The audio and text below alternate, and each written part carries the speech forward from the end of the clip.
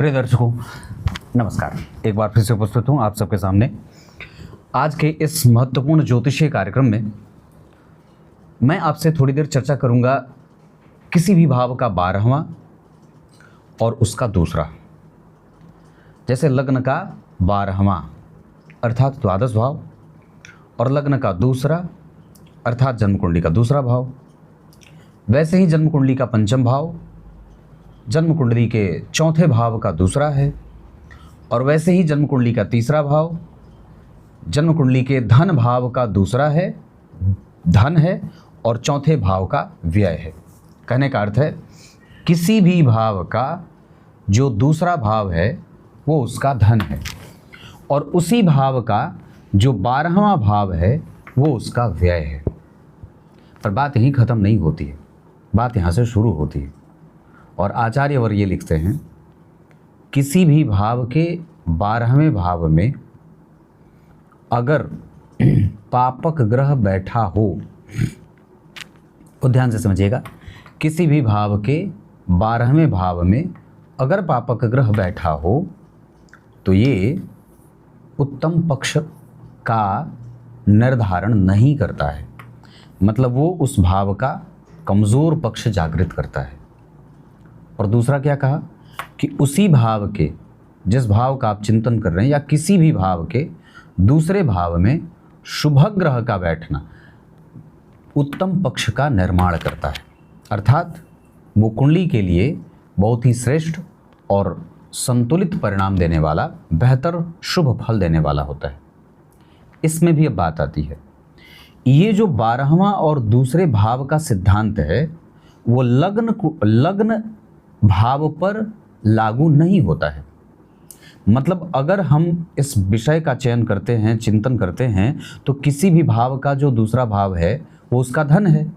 तो जिस तरीके से लग्न भाव का लग्न और उसका दूसरा भाव धन है, और लग्न का व्यय 12वां, ये दोनों शुभ और अशुभ नहीं होते।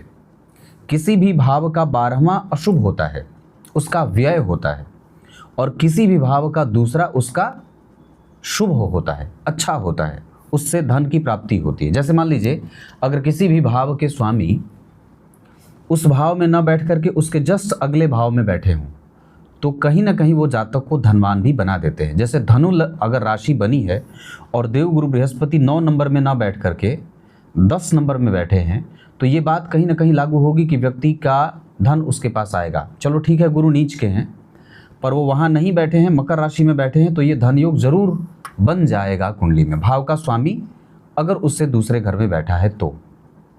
ये बात अगर आप लग्न कुंडली को समझते हैं, मतलब लग्न चक्र के लग्न भाव पर समझते हैं, तो 12वां भाव और दूसरा भाव कभी भी पाप या पुण्यदायक नहीं होते, वो स्वतंत्र होते हैं। वो कभी एक जैसा पुण्य या पाप नहीं कराते। तात्पर्य कहने का ये है कि अगर जन्म कुंडली के 12वें भाव के स्वामी किसी भी तरीके से शुभ भाव में बैठे हों, अर्थात लग्न पंचम नवम दशम आदि में, तो वो शुभ हो जाएंगे, मतलब अपनी दशा काल में वो अच्छा परिणाम देंगे। और अगर वो जन्म कुंडली के 12वें भाव के स्वामी तीसरे, छठे, एकादशवें या अष्टम स्थान में बैठे हैं, तो वो अशुभ परिणाम देने वाले होंगे। ठीक वैसे ही जन्म कुंडली के द्वितीय भाव के स्वामी अगर जन्म कुंडली में पापक ग्रह की राशि में या पापक भाव में, राशि नहीं पापक भाव में बैठे हों, तीसरा, छठा, 8वां और 11वां, तो ये अशुभ परिणाम देने वाले होंगे। लेकिन अगर दूसरे भाव के स्वामी केंद्र या त्रिकोण में बैठेंगे तो ये शुभ परिणाम देने वाले हो जाएंगे। आपकी कुंडली में कौन से ग्रह 12वें और दूसरे भाव के स्वामी बने हैं, उनको चेक करिए कि वो किस भाव में बैठे हैं। भाव से ही वो शुभ और अशुभ होते हैं। क्लियर है? इन्हें स्वतंत्र कहा गया है, और ये दोनों भाव के स्वामी प्रायः स्वतंत्र होकर के ही परिणाम देते हैं।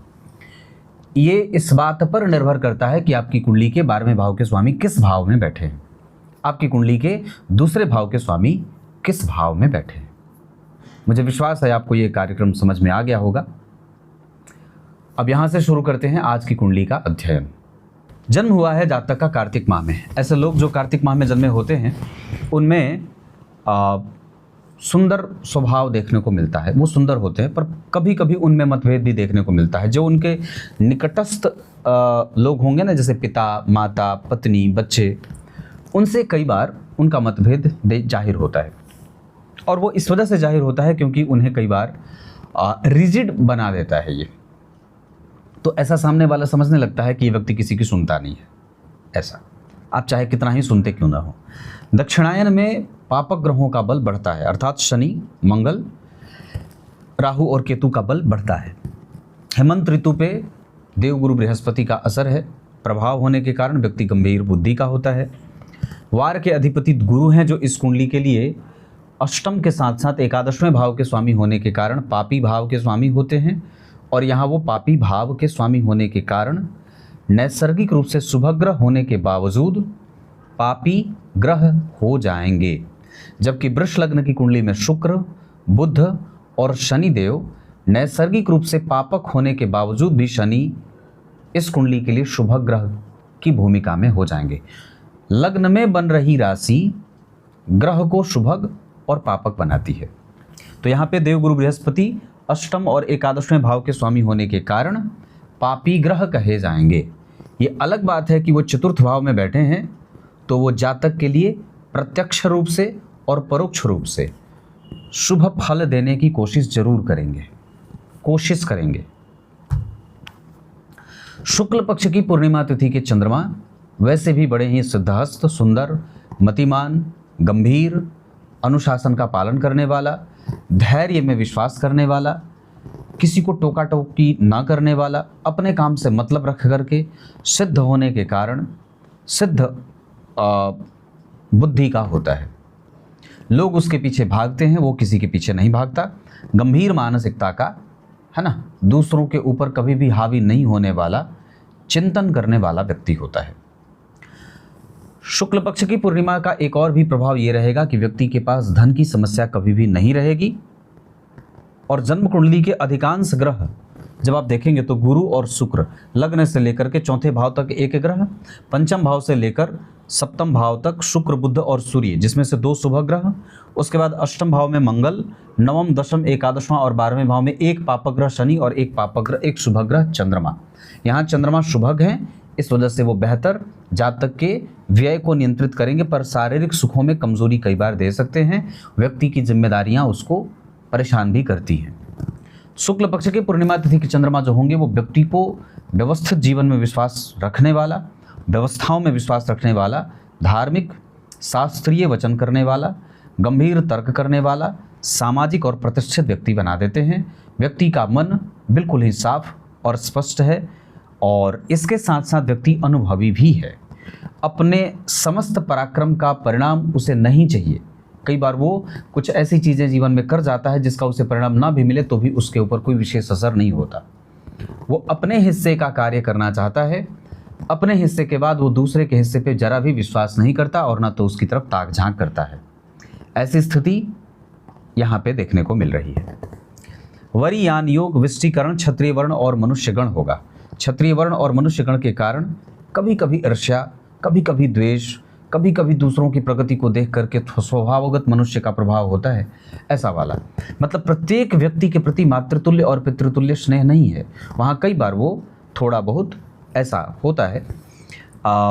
मनुष्य गण के कारण मैंने बात कही थी 16 कलाओं से व्यक्ति संपन्न है। ईर्ष्या, द्वेष, छल, कपट, मोह, मात्सर्य, आलस्य, प्रमाद, कुंठा, तृष्णा, ये सारी बातें कुंडली में देखने को मिलती हैं। पंचांग में अच्छी बात क्या है? पंचांग में सबसे अच्छी बात है कि व्यक्ति की कुंडली के चंद्रमा बड़े ही व्यवस्थित और व्यक्ति को बेहतर बना रहे हैं। वो और भी अच्छे हो सकते थे। कैसे? जन्म कुंडली में वो इस तरीके से अच्छे हो सकते थे कि या तो वो लग्न में बैठ जाते या तो जन्म कुंडली के चतुर्थ स्थान में गुरु के साथ बैठ जाते। बहुत अच्छी बात तो ये भी होती कि वो नवम भाव में या दशम या एकादशवें भाव में बैठ जाते। राहु के साथ नहीं बैठते, उनके ठीक पीछे शनि बैठे हैं, वो वहाँ नहीं होते। उस कमजोरी को जो चंद्रमा के ठीक पीछे शनि बैठे हैं, उस कमजोरी को चंद्रमा के ऊपर जो कमजोरी मिल रही थी उनके ठीक पीछे शनि के बैठने के कारण, इसी वजह से मैंने शुरू में जो सिद्धांत बताया था वो चंद्रमा को ही देख करके बताया था कि किसी भी भाव के 12वें अगर कोई पाप ग्रह होता है तो अच्छा नहीं होता है। तो एक तो जन्म कुंडली के 12वें भाव में चंद्रमा राहु बैठ गए, पीछे शनि बैठ गए, लेकिन जो कमजोरी वहाँ पे चंद्रमा को शनि के बैठने के कारण मिल रही है वो कमजोरी गुरु की दृष्टि से भंग भी हो जाएगी, पर उतनी ज़्यादा नहीं।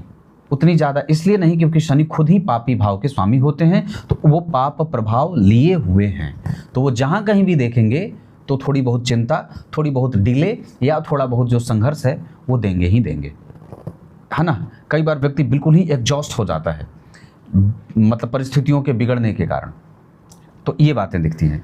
और सकारात्मक जो प्रभाव है वो कभी कभी जातक का होने के बावजूद भी नहीं रहता है, और वो इसलिए नहीं रहता है क्योंकि गुरु के ऊपर राहु का प्रभाव है। तो जो एक पॉजिटिविटी आनी चाहिए वो यहाँ पे कमज़ोर आ जाती है। तो पंचांग में अच्छी बात ये रही और बाकी कमज़ोर बात ये रही जो मैंने बताया। अब आइए आपकी कुंडली में ग्रहों के अंशों से आपका परिचय करा देता हूँ। अब बात करते हैं, सबसे पहले ये कुंडली को समझने की कोशिश करते हैं कि कौन से ग्रह कितने अंश पे हैं और अपने अंश बल के कारण वो कहाँ देख रहे हैं और कहाँ नहीं देख रहे हैं। तो बात करेंगे सबसे पहले चंद्रमा से पहले सूर्य की। सूर्य इस कुंडली के चतुर्थ भाव के स्वामी हैं, सप्तम भाव में बैठे हैं। वृश्चिक राशि उनके मित्र की राशि है, मित्रस्थ होकर के तात्कालिक मैत्री में बैठे हैं, गुरु से केंद्र में बैठे हैं। ये अपने आप में बहुत अच्छी बात है, पर दिशा का बल उनको बिल्कुल भी नहीं मिल रहा है। इस कारण से यहाँ पे सूर्य का बल दृष्टि के मामले में कमजोर होगा। साथ ही साथ पश्चिम दिशा में सूर्य लगभग अस्त हो जाते हैं, तो कभी कभी धन कमाने में भी व्यक्ति को मशक्कत करनी पड़ेगी। व्यापार में या नौकरी में मतभेद भी देखने को मिलेगा। नौमांस चक्र में वही सूर्य उच्च के गुरु के साथ बैठ रहे हैं, बुध से दृष्ट हैं, इनसे एकादशवें भाव में शुक्र, बहुत अच्छी बात है, और इनसे चतुर्थ स्थान में उच्च के शनि। ये दोनों ही स्थितियां सूर्य को बलवान बनाने में वापस जुट जा रही हैं। जबकि दशमांसा चक्र में वही सूर्य जन्म कुंडली में तृतीय भाव के स्वामी होकर के द्वितीय भाव में बैठे हैं और बुध से दृष्ट हैं। साथ ही साथ चंद्रमा और गुरु का संबंध भी इनके साथ बन रहा है। इसका अर्थ होगा कि सूर्य नौमांस के बाद दशमांसा चक्र में वापस फिर से थोड़ी सी चिंताओं के साथ व्यक्ति को धन तो दे ही देंगे। और बात जब डिग्री की होगी तो सूर्य वहाँ 0 अंश पे बैठे हैं। इस कुंडली के लिए वो सबसे कमज़ोर अंश में ग्रह होंगे तो दार कारक हो जाएंगे। इस कारण से कई बार दाम्पत्य में इरिटेशन या व्यापार में कमजोरी या कई बार दिनचर्या में गड़बड़ी देने वाले हो सकते हैं। हड्डी और दांतों के रोग, पेट से संबंधित समस्या भी ये दे सकते हैं। इनकी डिग्री कमज़ोर है, 6 अंश से नीचे है, इस वजह से इनकी दृष्टि का बल भी जातक को कम मिलेगा। लेकिन शनि अपना प्रभाव पूरा देंगे क्योंकि 12 अंश पे बैठे हैं। लग्न पर उनकी दृष्टि है। सूर्य और शनि में से शनि का प्रभाव ज़्यादा है, सूर्य का प्रभाव कम है। इसका अर्थ है कि विलंब दिख रहा है, एग्रेशन दिख रहा है ना, महत्वाकांक्षा दिख रही है, कुतर्क दिख रहा है और डिले भी दिख रहा है, लेकिन उसको सहने की शक्ति कभी कभी कम दिख रही है क्योंकि सूर्य का बल कमज़ोर है। चंद्रमा जन्म कुंडली में 23 अंश पे बैठे हैं, भरणी नक्षत्र में है। ओम यमाय नमः इस मंत्र का जप करना चाहिए। अश्वत्थ, पीपल या फिर असगंध के वृक्ष की जड़ अपने गले में धारण करना चाहिए। दान करना चाहिए घी का, दान करना चाहिए अमावस्या को ब्राह्मणों को कपूर, दूध, दही, लस्सी, छाछ, खुश्की, चटाई, कंबल आदि का दान करना चाहिए। सरसों तेल, तिल का तेल और सफ़ेद तिल ये सब भी दान किया जा सकता है।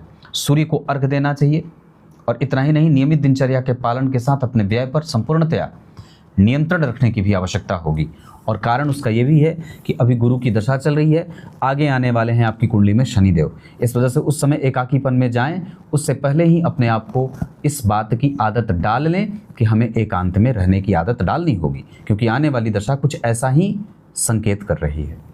चंद्रमा जन्म कुंडली में संपूर्णतया अपनी दृष्टि का बल देंगे, बुध भी उन्हें देखेंगे और दोनों में परस्पर जो है वो एक मजबूत दृष्टि का संबंध बनेगा। तो कभी कभी जातक को निर्णय लेने में गड़बड़ी भी होती, या फिर उसका आत्मविश्वास इस काबिल कई बार विकसित नहीं हो पाता है कि वो मजबूत निर्णय ले सके। ये जो कमजोरी है ये चंद्रमा और बुध के आमने सामने होने के कारण सफोकेशन का एक वातावरण बना देती है। ये भी एक स्थिति जो कमजोरी वाली हो सकती है। हालांकि ये अच्छी बात भी है कि 2 शुभ ग्रह दोनों ही जन्म कुंडली के 12वें भाव पे देख रहे हैं, तो व्यक्ति के व्यय को संतुलित और नियंत्रण करने का काम करेंगे। जबकि जन्म कुंडली में मंगल देव 24 अंश पे बैठे हैं और वृष लग्न की कुंडली के लिए वो मारक होते हैं। 12वें और सप्तम भाव के स्वामी होकर के अष्टम भाव में बैठे हैं, गुरु से दृष्ट हैं, शनि का भी प्रभाव है, राहु का भी प्रभाव है। मंगल देव यहाँ बहुत ही तिकड़मी हो जाएंगे और जन्म कुंडली के अष्टम भाव पर मंगल वैसे भी अच्छे नहीं होते, चाहे वो उच्च के ही क्यों ना बैठे हों।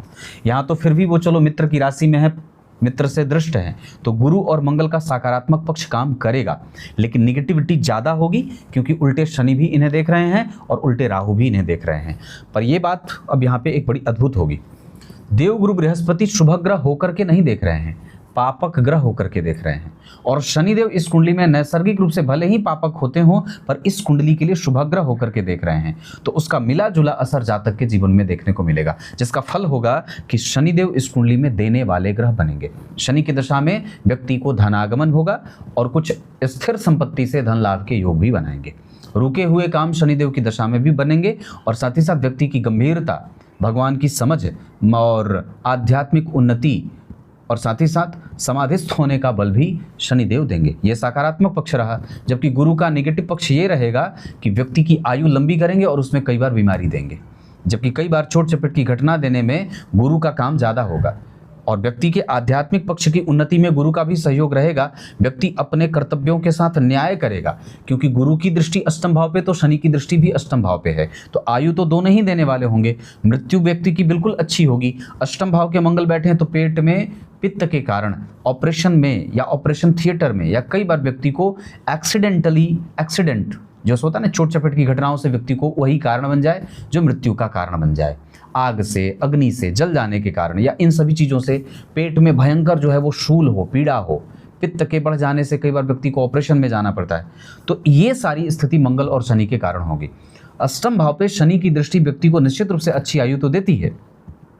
अष्टमे से अगर अष्टम को देख रहे हैं तो अच्छी आयु के साथ अच्छी मृत्यु भी देंगे, पर उस पर राहु का भी प्रभाव है, तो कई बार इसमें संघर्ष की स्थिति भी देखने को मिल जाएगी, है ना।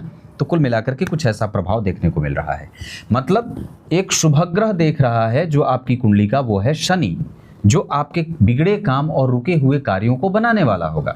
जबकि अगर कोई शुभ ग्रह, जो भले ही शुभ ग्रह होता हो, लेकिन इस कुंडली के लिए वो पापक है, तो आपको अपनी दशा में कई बार या बहुत बार पाप प्रभाव भी देगा, क्योंकि वो गुरु जो अष्टमेश है वो पहले ही राहु से प्रभावित है। तो अष्टम भाव और अष्टमेश जब राहु और शनि से प्रभावित होते हों तो कुंडली को कई बार डिले ले जाने वाले हो जाते हैं, क्योंकि वृष लग्न की कुंडली के लिए नवमेश और दशमेश होते हैं, अच्छे भाव के स्वामी होते हैं, कोई खराब भाव के स्वामी नहीं होते, बैठे भी अच्छे हैं, लेकिन उनमें भी पाप असर आएगा। क्यों आएगा? क्योंकि एकादशवां भाव पाप होता है। ग्रह नीचा विलासी है तो थोड़ा रुष्ट है, थोड़ा खिन्न है, क्योंकि मीन राशि में बैठे हैं। मेष राशि उनका मार्ग राहु चंद्रमा पहले से ही रोक रहे हैं, तो चंद्रमा को नुकसान शनि से है और शनि को नुकसान राहु चंद्रमा से है ना। तो शनि अगर पाप भाव में बैठे हैं तो व्यक्ति के आमदनी को तो बढ़ाएंगे, धनागमन के सोर्स तो बनाएंगे, पर निश्चित रूप से चिंता के कारण भी बनेंगे, क्योंकि एकादशवां भाव कहीं ना कहीं व्यक्ति की चिंता भी बढ़ाएगा उपचय भाव होने के कारण। या ये भी कह सकते हैं कि उनके ऊपर किसी भी शुभ ग्रह की दृष्टि है तो शुक्र नीच के होकर के उच्च की दृष्टि से सुरक्षा कर रहे हैं, तो शनि का बल शुक्र के कारण बढ़ेगा। लेकिन संघर्ष फिर भी नैसर्गिक रूप से एकादशवें भाव में बैठने के कारण शनिदेव को भी मिलेगा। तो कुछ ऐसी स्थिति बनी, व्यक्ति की महत्वाकांक्षा को शनिदेव बढ़ा रहे हैं, ऐसी भी बात दिख रही है। मंगलदेव जन्म कुंडली में 24 अंश के हैं। ये आपकी कुंडली के वाणी को और कई बार आपके धन को कमज़ोर कर सकते हैं, और इनकी दशा आपके लिए मारक भी सिद्ध होगी। जब कभी भी मंगल की दशा में राहु चलें या शनि की दशा में मंगल चलें, उसमें राहु का प्रत्यंतर आ जाए तो ये एक तरीके से मारक दशा सिद्ध होगी।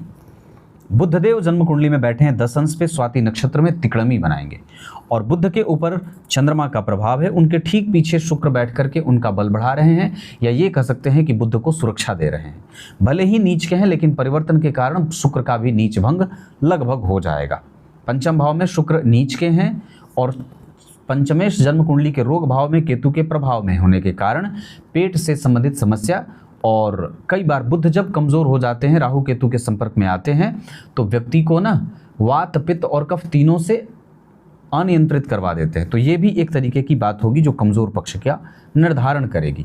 धनेश का ऋण भाव में जाना और राहु से दृश्य होना कहीं ना कहीं व्यक्ति को धन की चिंता सताती है, और व्यक्ति किसी भी स्थिति में राहु से दृश्य होने के कारण धन तो लगभग कमा लेगा, लेकिन ये दारिद्र और ऋण योग भी बना देते हैं। तो बुध की दशा में राहु और केतु, जैसे शनि में बुध हुए, बुध में राहु हो गए, तो ये जो दशा होगी वो धन के नुकसान की दशा होगी। उसके बाद अगर मैं गुरु की बात करता हूं तो गुरु 10 अंश पे बैठे हैं मघा नक्षत्र में और राहु से प्रभावित हैं। उनके ऊपर किसी शुभ ग्रह की कोई दृष्टि नहीं है। उनके ठीक आगे शुक्र बैठे हैं और उनके ठीक आगे 3 घर बुध और केतु बैठ करके थोड़े बहुत, मतलब होता है ना जैसे परिस्थिति को समझ करके अपना निर्णय लेना, तो ऐसा कुछ गुरु बना रहे हैं। लेकिन अष्टमेश होकर के चतुर्थ भाव में बैठे हैं तो पिता और माता से मतभेद कई बार देने लगते हैं, या कई बार माता का घर उजड़ जाए या पिता का घर बिगड़ जाए, ऐसी स्थिति भी दे जाते हैं। तो ये गुरु के कारण होगा। माता पिता की मृत्यु अगर होती है जल्दी या बहुत कम समय में, या असामयिक हो जाती है, एक्सीडेंटल हो जाती है, तो ऐसा इसके कारण गुरु ही बनेंगे। गुरु का प्रभाव जन्म कुंडली के 10वें स्थान पे होगा। लाभ भाव पे के स्वामी होकर चतुर्थ भाव में बैठे हैं तो माता के प्रभाव में ज़्यादा अच्छाई दिखने को मिल रही है। हालांकि इस कुंडली में मैं इस बात पे निर्णय देने में थोड़ा कंफ्यूज हो रहा हूँ, या ये कहें कि मुझे समझ नहीं आ रहा है, क्योंकि चंद्रमा पे पहले ही राहु का असर है, चतुर्थ भाव में अष्टमेश बैठ गए हैं और दशम भाव के स्वामी नीचा विलासी हैं, सूर्य जो है वो जन्म कुंडली में बुझे हुए से हैं, तो दोनों ही का प्रभाव, माता और पिता दोनों ही के प्रभावों में कई बार कमजोरी देखने को ज़्यादा मिल रही है। यहाँ पे दोनों ही में कभी कभी रुग्णता ज़्यादा स्थिति का निर्माण कर रही है, तो ऐसी बात हो रही है। शुक्रदेव जन्म कुंडली में 13 अंश पे हैं, उनका बल एकादशवें भाव को मिलेगा और लगभग जातक को शुक्र और शनि के प्रभावों में अगर बात करते हैं तो वहाँ शनि देव का बल कम है जबकि शुक्र देव की दृष्टि का बल ज़्यादा है। इस हिसाब से व्यक्ति के पास बल है, धन है, दाम्पत्य है, सांसारिक सुख है। भले ही वो नीच के बैठे हैं लेकिन फिर भी वो जन्म कुंडली में नवांश चक्र में अपनी राशि में दशमांशा चक्र में दिग्बली हो जा रहे हैं, तो शुक्र का बल व्यक्ति को बहुत ही बेहतर होगा। और इस हिसाब से अगर बात करते हैं तो जब कभी भी शनि में शुक्र आएंगे तो वो संतुलित और बेहतर परिणाम करेंगे, कोई किसी से प्रभावित बहुत ज़्यादा नहीं होगा। यहाँ पे शनिदेव का जो नेगेटिव परिणाम शुक्र पे पड़ेगा वो बड़ा ही कम या ना के बराबर पड़ेगा, जिसके कारण जातक को सुख की प्राप्ति हो सकती है। इतना ही नहीं, ये शुक्र के बाद अगर शनिदेव की बात करते हैं तो वक्री हैं, तो थोड़ी बहुत संशय की स्थिति में लेके जाते हैं। और जहाँ वो शनिदेव बैठे हैं और वो अपने नक्षत्र में बैठे हैं, नीचा विलासी हैं, वक्री होकर के दूषित हो जाते हैं, कई बार असंतुलित परिणाम भी करते हैं। तो हमें शनि की दशा में गलत निर्णय और बहुत ज़्यादा लालच या धन कमाने की बहुत ज़्यादा जोड़, ऐसे स्थिति से बचना होगा और अपने आप को भगवान की भक्ति और प्रीति में लगाने की आवश्यकता होगी। तो ये इस तरीके का परिणाम आपकी कुंडली के सारे ग्रह कर रहे हैं। राहु जो है वो जन्म कुंडली में 4 अंश पे बैठे हैं, इनकी दशा आपको कष्ट दे सकती है, व्यय आधिक्य बढ़ा सकती है और साथ ही साथ कई बार व्यक्ति को दाम्पत्य और परिवार में मतभेद के कई सारे कारण भी उजागर कर रहे हैं। वहाँ आपको दूसरों के लिए झगड़ा करने के लिए और दूसरों के बीच में संतुलन बनाने के लिए और दूसरों के बीच में जो है वो सुलह कराने की कोशिशों से बचना चाहिए, नहीं तो ये कई बार आप पे ही भारी पड़ जाएगा। ऐसी स्थिति भी दिखाई दे रही है।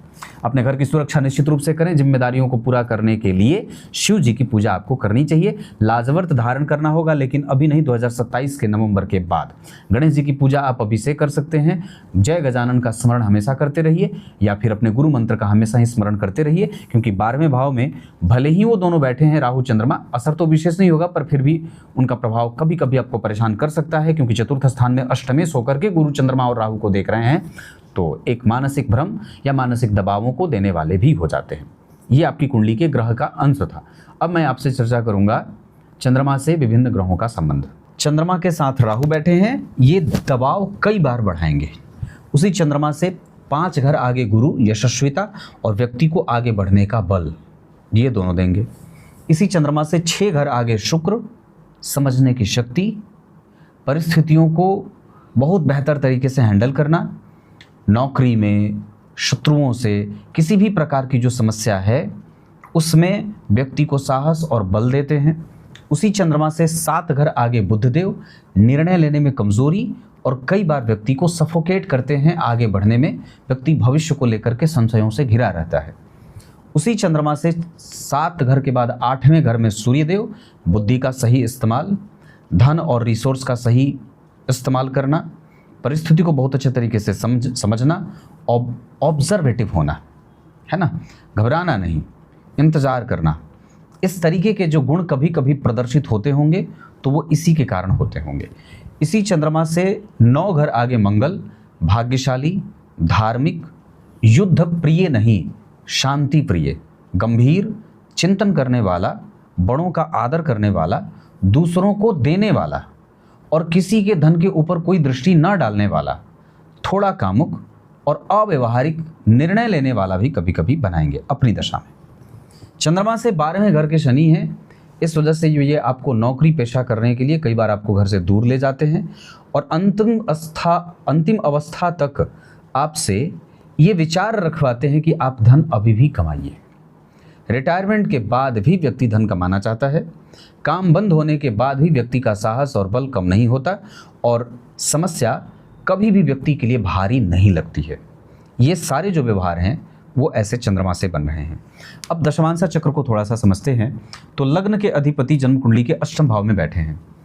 ये अव्यवहारिक है। कैसे? लग्नेश अगर जन्म कुंडली के अष्टम भाव में बैठेंगे तो आपकी प्रगति एक बार में नहीं मिलेगी। आपको आपकी प्रगति को प्राप्त करने के लिए 3 से 4-5 बार मेहनत करना पड़ेगा। हो सकता है कि आप बार बार असफल भी हों, लेकिन हाँ, स्थिर और स्थिरता का प्रभाव इस वजह से होगा क्योंकि ये लग्नेश जा करके जन्म कुंडली के मकर राशि में बैठे हैं, जहाँ के स्वामी शनिदेव दशम स्थान में बैठ करके एक तरीके से शुक्र का प्रभाव झेल रहे हैं और गुरु से दृष्ट हैं। इसका अर्थ होगा कि लग्नेश जिस राशि में बैठा है उस राशि का स्वामी डिस्पोजिटर प्लैनेट गुरु से दृष्ट होने के कारण बुध को भी एक परोक्ष रूप से बल दे रहे हैं। इस जन्म कुंडली के 12वें भाव के स्वामी दशम स्थान को देख रहे हैं तो विदेश यात्रा, जन्म स्थान से दूर जाना या कई बार सब कुछ खोने के बाद भी आशा बनाए रखना, ऐसा बल देते हैं। गुरु और चंद्रमा का जन्म कुंडली में एक साथ होना छठे भाव में, यह नौकरी पेशा करने वाला या कारोबार को अगर व्यापार ही व्यक्ति कर रहा है तो उसमें एक जैसी स्थिति बनी नहीं रहने के बावजूद भी उस पर टिक करके काम करना, ये भी होता है। हालांकि चंद्रमा का एक स्वतंत्र फल यहाँ ये भी देखने को मिलेगा कि व्यक्ति का काम, व्यक्ति की नौकरी सदैव एक जैसी कई बार नहीं रहेगी, वो बार बार बदलती सी भी रहती है या व्यक्ति के दिमाग में बहुत बार बदलाव के काफ़ी विचार भी आते हैं। तो ये चंद्रमा के कारण है।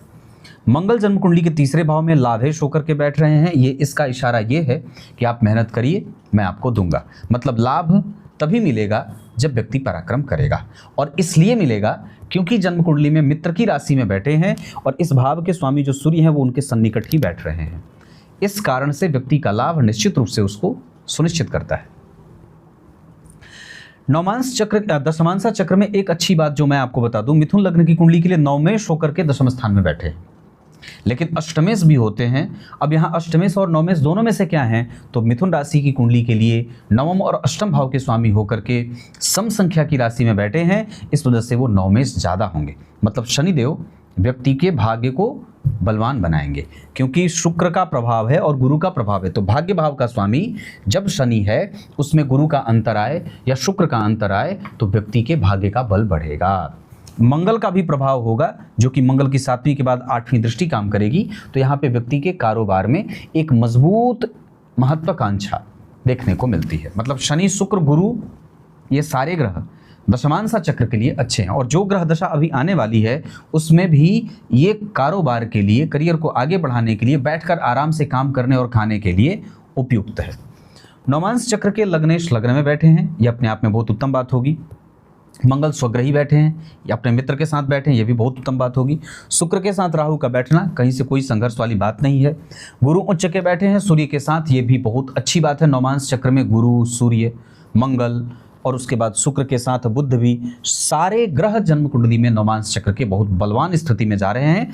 ये बात 200% तक लिख करके रख लेनी चाहिए कि नवमांश चक्र के बलवान होने के कारण और कुंडली के प्राण चक्र होने के कारण जातक का पक्ष सबलता को प्राप्त कर रहा है। क्लियर है? नक्षत्र की बात यहीं पे कर देता हूं। चंद्रमा भरणी नक्षत्र में बैठे हैं, थोड़ा बीमार बनाते हैं मन से, और सूर्य बैठे हैं विशाखा नक्षत्र में, ये दांतों से और पेट से परेशान करते हैं। जठराग्नि कमजोर करते हैं, हड्डी का रोग भी देते हैं। कई बार इनकी दशा में सूर्य शनि जब एक साथ एक्टिव होंगे तो हड्डी टूटने का खतरा भी होता है, गिरने पड़ने का खतरा भी होता है। मंगल जन्म कुंडली में पूर्वाषाढ़ा नक्षत्र में बैठे, इस आधार पर वो आपको कई बार गलत निर्णय, दूसरे लोगों पर विश्वास जल्दी से करके अपना नुकसान करना, इस तरीके का निर्णय देंगे। बुधदेव जन्म कुंडली में स्वाति नक्षत्र में तिकड़मी, कुतर्की और कई बार शत्रु के घर में घुस करके मार देना और शत्रुओं से कभी भी पराजित न होना, विषम परिस्थितियों का संपूर्णतया मजबूती से एकदम जो है वो साहस से उसका प्रतिफल जो बोलते हैं ना, उसकी क्या बोलते हैं, सामना करना, उसका सामना करना। देवगुरु बृहस्पति जन्म कुंडली में आपको अनुभवी और धार्मिक बना रहे हैं मघा नक्षत्र में। शुक्रदेव आपकी कुंडली में हस्त नक्षत्र में सुंदर चीज, सुंदर व्यवस्था, सुंदरता का विश्वास करना और व्यवस्था में विश्वास करना बहुत अच्छा होगा। यहाँ पे शुक्र का प्रभाव चंद्रमा का बहुत अच्छा है। शनिदेव जिस स्थिति में बैठे हैं वो आपको पक्ष का बल भी उनके पास है, क्योंकि वो अपने बलवान भाव में बैठे हैं, साथ ही साथ वो अच्छे भाव के स्वामी भी होते हैं। तो यहाँ पे शनिदेव का बल भी आपके पास नक्षत्र के हिसाब से काम करेगा, जो आपके महत्वाकांक्षा की पूर्ति करने में सहायता करेगा। अष्टक वर्ग के आधार पर व्यक्तित्व ठीक है, वाणी बहुत अच्छी है, धन बहुत अच्छा है और पराक्रम भी बहुत अच्छी है इस कुंडली में। सामाजिकता बहुत अच्छी है, मानसिक शांति बहुत बढ़िया है। संतान का सुख कभी कभी आपको कमज़ोर कर सकता है। नौकरी और व्यापार में नौकरी ज़्यादा अच्छी है, व्यापार कभी कभी ऊपर नीचे चलेगा, इसके योग भी बन रहे हैं। आत्मविश्वास की कमजोरी के कारण कई बार व्यापार को मंद देखा जा रहा है। उसके बाद रिसर्च और कंसंट्रेशन इस कुंडली का कमज़ोर है, किसी पर विश्वास न करें और ख़ास करके कुछ भी ऐसा ना करें जिससे आपकी पत्नी को आप पे संदेह हो। उसके बाद अगर बात करते हैं भाग्य का बल, इस कुंडली में 100% अच्छा है, सामाजिकता बनी रहेगी और व्यक्ति अपने विलंब से ही सही पर अपने लक्ष्य की प्राप्ति भी कर जाएगा। कई बार इसमें शनि की दशा बहुत निर्णायक भी साबित होगी। ये कुंडली ऋण में जाएगी तो परेशान करेगी। किसी से भी धन का लेन देन न करें, सावधानी से धन का लेन देन करना होगा, नहीं तो ये बहुत ज़्यादा दिक्कत वाली बात होगी। इतनी सारी बात है। अब मैं आपको आपकी कुंडली के विभिन्न वर्ग चार्ट से परिचय करा देता हूँ। संतान का पक्ष आपसे भौगोलिक स्तर पे थोड़ा दूर रहे और संतति को भी अपना कारोबार सौंपा जा सकता है। अगर ऐसा कुछ है तो निश्चित रूप से संतान का सुख इस कुंडली में भाग्यशाली है, बाप को भाग्यशाली बना भी रही है। संतति आने के बाद भाग्य का उदय भी बढ़ा है और संतति का जो दृष्टिकोण है वो व्यापारिक है और निश्चित रूप से वो आपकी सेवा भी करेगी, इसमें कोई दो राय नहीं है। सावधान हमें रहना होगा राहु और केतु की दशा में, साथ ही साथ शनि में राहु, शनि में केतु, शनि में मंगल, ये दशाएं कष्ट देने वाली हो सकती हैं अरिष्ट चक्र के आधार पर। भवन भूमि वाहन का सुख इस कुंडली में गुरु और मंगल के कारण और शुक्र के कारण, साथ ही साथ सूर्य और बुध भी, मतलब इस कुंडली में टोटल मिलाकर के देखें तो राहु केतु और शनि को छोड़ करके गुरु, मंगल, चंद्रमा, शुक्र, सूर्य और बुध सारे ग्रह आपके पक्ष में सांसारिक सुख देने वाले बन रहे हैं। भाग्यशाली आपको बना रहे हैं गुरु और सूर्य। काफ़ी हद तक तो इस कुंडली में बुध और चंद्रमा भी रहेंगे, मतलब 4 ग्रह आपकी कुंडली में आपके भाग्य को बलवान बना रहे हैं। थोड़ी बहुत कमजोरी मंगल और शुक्र, राहु और केतु दे सकते हैं, उनमें भाग्य का बल थोड़ा कमजोर मिलेगा। माता और पिता को लेकर के जो स्थिति बन रही है उसमें गुरु और बुध माता को लेकर के कष्ट दे रहे हैं और साथ ही साथ जन्म कुंडली में शनिदेव और शनि और गुरु इस कुंडली में पिता को भी कष्ट देने वाले बन रहे हैं। होरा चक्र के आधार पर सूर्य, चंद्रमा, मंगल, शनि और शुक्र की जो डिग्री बनी है वो आपके साथ, आपके सपोर्ट में खड़े हैं ये सारे ग्रह, जबकि गुरु, राहु, केतु और बुध कई बार आपके विपक्ष में। इसका अर्थ है कि इस कुंडली में कहीं से भी गुरु का प्रभाव 100% अच्छाई की तरफ नहीं जा रहा है और वो हैं भी कमज़ोर। डिग्री से तो नहीं, कुमार अवस्था में बैठे हैं, 50% का परिणाम है उनके पास, पर फिर भी वो किसी भी वर्ग चार्ट में बहुत अच्छे दिखाई नहीं दे रहे हैं। इस कारण से जो गुरु की दशा रही होगी वो कई बार थोड़ी बहुत चिंता देने वाली भी रही है। आगे अभी 2027 के नवंबर से देवगुरु बृहस्पति में राहु का अंतर आएगा, उसमें शनि का प्रत्यंतर कई बार ये कष्ट देने वाला हो सकता है। इस वजह से हमें अपने स्वास्थ्य का और निश्चित रूप से अपने कुटुंबजनों का विश्वास जीतना ही होगा। उन पे हावी नहीं होना है, उनके हिसाब से अपने आप को जीने की कोशिश कराने की आवश्यकता होगी।